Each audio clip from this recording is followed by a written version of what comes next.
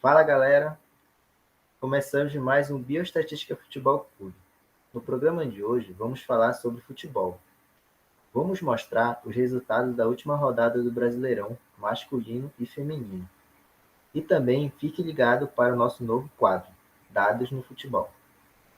Então, galera, vamos para o resultado da última rodada do Brasileirão Masculino. Aqui estão os resultados. Vamos dar destaque para a derrota do Corinthians no Clássico contra o Palmeiras. Depois de abrir 2-0, o Palmeiras recuou, cedeu um gol e venceu por 2-1. Já no Clássico Carioca, o Botafogo chegou a abrir 2-0. Teve o jogador expulso, porém venceu por 3-2. Já no feminino, o destaque vai para a goleada do Corinthians por 7-1 e a vitória da Ferroviária por 4-1, atual líder da competição. Vamos conversar com dois especialistas do programa Python. Eles vão nos mostrar a análise dos últimos campeonatos brasileiros, de 2003 a 2021, e que os dados nos mostram através disso. Fiquem ligados.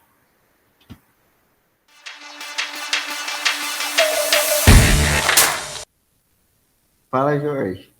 Eu sou um dos especialistas em linguagem de programação e nesse novo quadro de dados do futebol, eu vou apresentar alguns conceitos sobre a linguagem da programação. O primeiro deles é o que é o Python. Python é uma linguagem de programação de alto nível.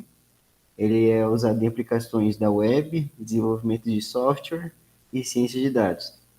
Ele é uma linguagem de programação gratuita. Ele roda praticamente em qualquer sistema operacional. Outro conceito do nosso trabalho é a média aritmética, que é, na linguagem de programação ou em estatística, é a medida estatística de posição, uma medida de tendência central, e ela resulta da divisão entre a soma dos números de uma lista e a quantidade de números somados.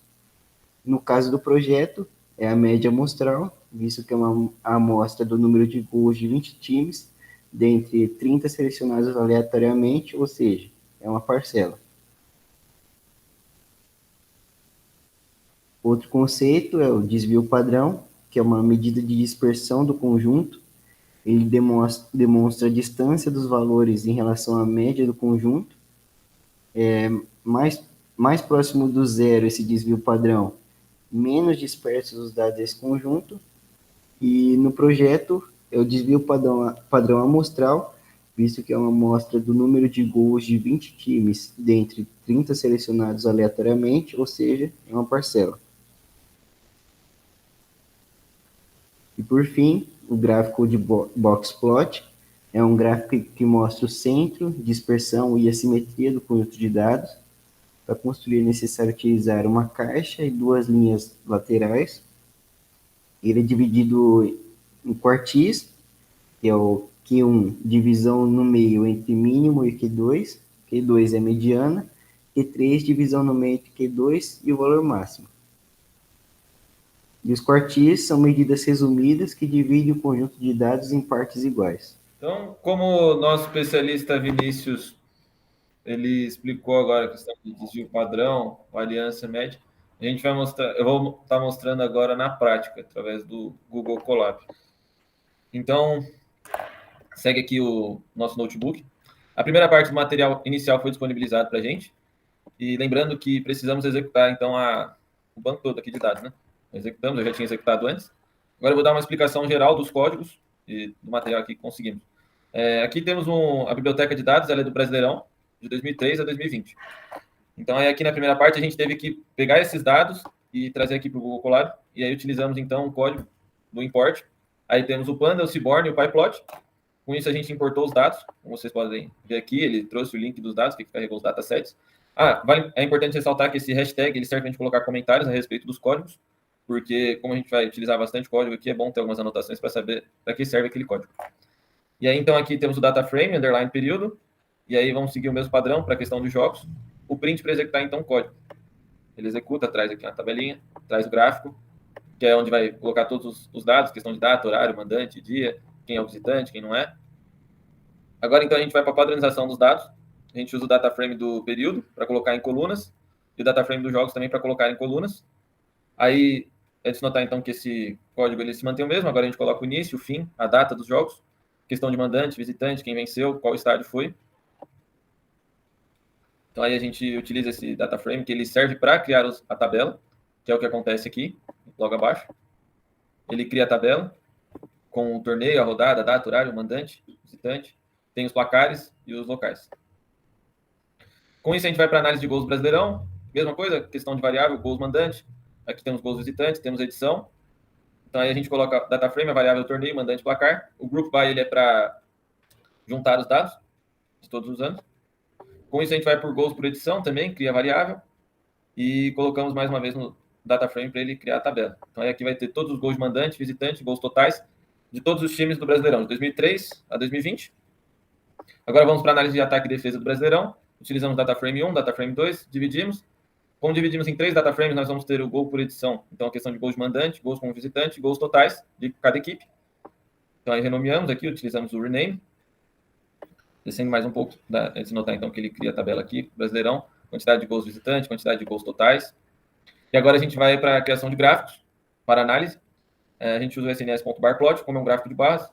A gente coloca o torneio no eixo X, o gols no eixo Y, e o rio como tipo de gol, sendo como mandante ou visitante. Aí plot show, que é o plt.show, para executar o gráfico, plt.title é o título do gráfico.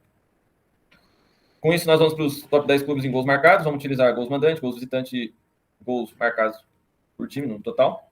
Para isso, a gente já utilizou aqui a variável mandante, mandante, placar, aqui a variável visitante, visitante, placar. Com isso, a gente vai usar o pd.concat, que ele une os data frames, então vai haver uma soma dos dados de mandante e visitante, e com isso ele vai criar a tabela aqui de grupos de times com mais gols marcados. Então, por isso a gente usa o group by, que ele vai unir esses dados.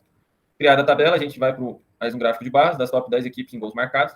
Mais uma vez, plt.title, plt.show para executar o gráfico, que é o título do gráfico. Top 10 times com gols marcados Brasileirão. Barplot, que é um gráfico de barras. E aí, com isso, a gente vai ter o gráfico todo feito aqui para realizarmos nossa análise. Então, agora vai as análises que realizamos. Então, baseado também na explicação do especialista Vinícius, que passou anteriormente, aqui a gente vai mostrar no Google Colab quais são as análises, questão de desvio padrão, média e mediana, feitas por meio dos códigos.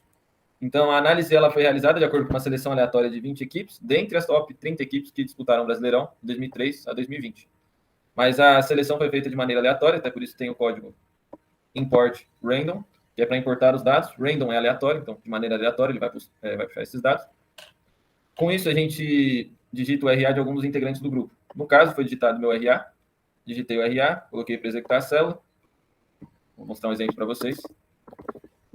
E ele puxa de maneira aleatória as equipes. Então, aí logo abaixo nós temos o data frame 1, que ele vai mostrar gols marcados de cada time de acordo com os 20 selecionados aleatoriamente. Vou colocar para executar novamente, para vocês verem. Lembrando que o data frame serve para formar uma tabela. Aqui a tabela está em ordem decrescente. Então, ela selecionou aleatoriamente as 20 equipes. Seguindo, então, agora a parte 3 do trabalho, que é o cálculo sem digitar os dados. E aí, esses cálculos vão ser desvio padrão, média e mediana. Então, para isso, o primeiro código aqui é desvio P1, que é para o cálculo de desvio padrão. Colocamos dataframe 1.log. Esses dois pontos servem para indicar que são de todos os dados. Ele vai selecionar os gols marcados. E o STD é uma abreviação em inglês para desvio padrão. Então, ele vai realizar esse cálculo de desvio padrão de acordo com o número de gols marcados de todas as equipes das 20 selecionadas aleatoriamente. E isso serve tanto para a média e para a mediana logo abaixo, havendo alteração apenas aqui depois de fechar o colchete. Aqui é o desvio padrão, STD, min, que é média em inglês, e median, que é mediana em inglês também. Aqui esse DD OF igual a 1, ele indica que pegou apenas uma amostra. Então, é a parte amostral de todos os dados. Quando estiver aqui igual a 0, é porque ele utiliza todos os dados, que é o caso da média e mediana. Com isso, a gente coloca print, média, desvio padrão e mediana, coloca média 1, dessa variável, mediana 1, essa aqui, desvio P1, essa aqui também. Colocamos para executar, e abaixo ele mostra o valor da média, de 550,2 gols, o desvio padrão, que é 290,3 aproximado, e a mediana, que é 465,5. Com isso, a gente vai para a quarta parte do trabalho, que é realizar um gráfico de acordo com o boxplot. A gente coloca data frame para criar uma tabela, gols marcados por time, e de acordo com os 20 selecionados acima, que é o select 20. Aí o código do boxplot é b_plot, igual a dataframe.boxplot, coluna, então vai ser em coluna que vai aparecer os dados, gols marcados. A gente coloca para executar aqui, só para ver, e ele vai mostrar o gráfico já em boxplot, com as equipes e o número de gols marcados. Com isso, a gente segue agora para o tópico 5 do trabalho, que é a análise dos times acima da média. Mais uma vez, dataframe 2, gols marcados por time, de acordo com os 20. selecionados aleatoriamente. A gente vai colocar data frame 2, a variável gols marcados e o describe, que vai ser esse describe. Ele vai trazer a média, o desvio padrão, a mediana e os quartis. O que seriam os quartis? Ele vai dividir os 20 times em 4 partes iguais. Então, tem a primeira parte, que seria 1/4 de 20. Aqui no caso é 25%. Segunda parte, 50%, que é de 25% a 50%. E assim, respectivamente, até dar 100%, de 50% a 75% e de 75% a 100%. Com isso, a gente tem esses dados disponibilizados aqui. Descendo um pouco, a gente já vai ter o data frame 2, que é para criar essa segunda tabela. E aí a gente vai colocar apenas os times com gols marcados em quantidade acima da média, que seria acima do valor dado aqui acima, que é de 550,2. Executando esse data frame 2, ele traz todos os times com gols acima da média. No caso, Cruzeiro, Fluminense, Grêmio, Atlético Paranaense, Palmeiras, Corinthians, Botafogo, Rio de Janeiro e o Vasco. Os demais times, eles não aparecem nessa lista por eles não terem quantidade de gols marcados acima da média. Então, interessante desse código é isso, você conseguir filtrar quais dados você quer trazer. Para isso, a gente vai então para o tópico 6, que é a análise dos quartis, como explicado anteriormente. Vai dividir em 4 partes, as 20 equipes. Com isso, a gente vai criar uma terceira tabela, que é o data frame 3. Gols marcados, describe, vai puxar os mesmos dados anteriormente. Média, mediana, desvio padrão e os quartis.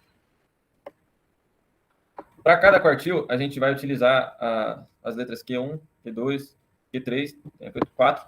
Mas aqui no caso a gente utilizou Q1, Q2 e Q3, pois elas são do 4 ao 7, no caso aqui do describe.